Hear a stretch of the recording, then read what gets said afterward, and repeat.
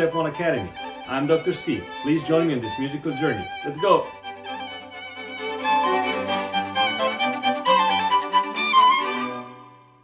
Hello everybody, I'm here today with my great friend Samir Nikocevic. He's a pianist. Hi. And he is a board member of Savannah Philharmonic. And we know each other for quite some time. And we performed together in the past. So we are going to talk to him today and ask him some things about his instrument that he plays. Samir, can you tell us a little bit about yourself? Started piano lessons when I was 6 years old. Always wanted to play. Wanted to play more than really practice, but you know, ended up playing a lot, enjoying music, enjoying piano. So do you remember the first time you actually experienced piano? I actually do remember that quite well. We didn't have piano at the house, but my mother played cello. Her very good friend had a piano, and every time we went to visit there, I would be just driving everyone crazy, sort of making sounds on the piano, and really wanted to learn, and I was just too little. So as a way to remedy that noise, my parents decided, you know what, we should just enroll him in music school and piano lessons, so you know, whatever noise he's making actually sounds like something better. So that's how it started. But I really loved it because it was just fascinating from the moment on. You studied piano through elementary school, through middle school, went to high school, which in our neck of the woods is music high school, and then you continued Music to the Academy, conservatory, yes. music academy. Yeah. And how was that experience? It was better and better and better because as you as you practice more and you just start developing more, you get to enjoy more complex music, and it was just great experience. The teachers that you encountered on your way, I'm sure were a great influence. Absolutely. They just encourage you, and then the right teacher, they inspire something in you to want to do it more and to want to develop your technique or your sense of tone or musicality and all of that.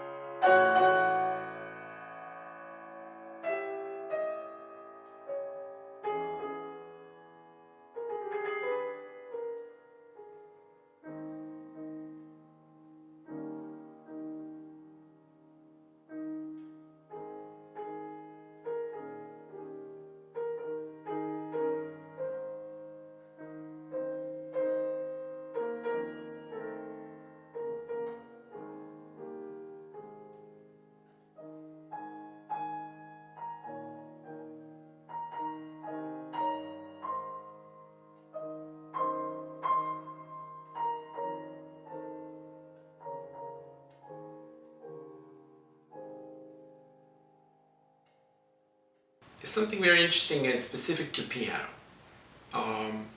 While violin and flute and harp and various different instruments that have beautiful tone and unique tone, piano has, although very simple in its working, you can mimic just about any other instrument sound on the piano.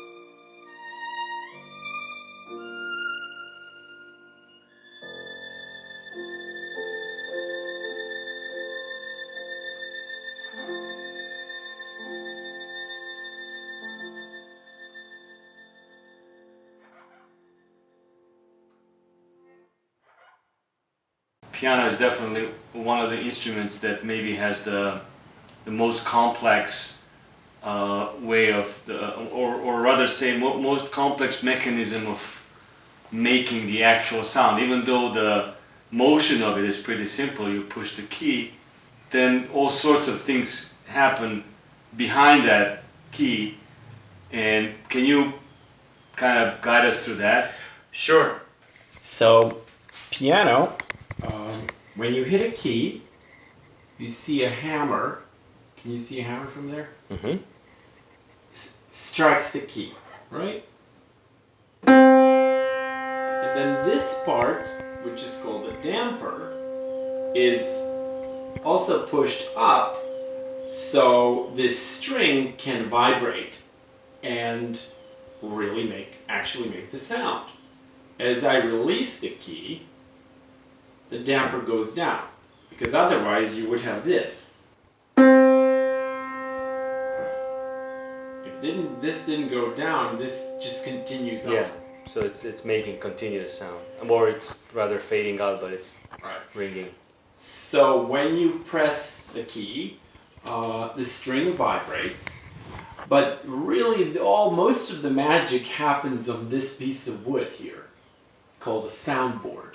It is made of spruce because of its elasticity. If we did not have that board, this string wouldn't sound like anything. So spruce obviously has some very nice acoustic qualities like no other wood would have. All these strings are basically mounted on this cast iron frame. It's an interesting fact. The pressure, the tension on this frame is about 20 tons. Also, piano strings are incredibly strong, and I've heard that they're used in Hollywood as well, especially in the old movies. If you had to have something hanging and floating, they would use piano strings because you can't see them, but they're so strong. Piano also developed over time to what we know as the modern grand piano today.